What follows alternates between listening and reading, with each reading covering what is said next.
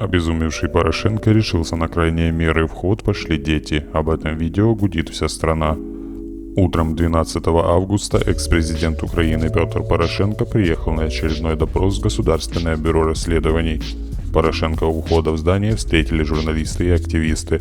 Десятки противников экс-президента прибыли с плакатами и мегафонами.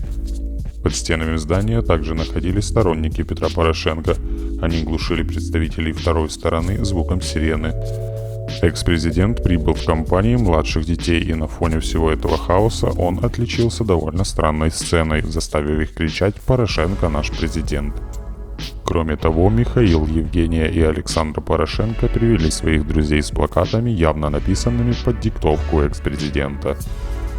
Абсолютнейшее дно, до которого еще никто в нашей стране не опускался. Впрочем, у Петра Алексеевича на каждом шагу дно, до которого никто не опускался, прокомментировал выходку Петра Порошенко будущий нардеп от «Слуги народа» Максим Бужанский.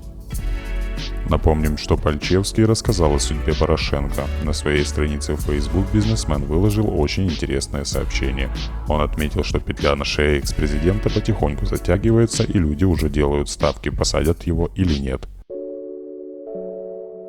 А что вы думаете по этому поводу? Делитесь вашим мнением в комментариях под этим роликом, а также не забывайте переходить на наш сайт акценты.com.ua.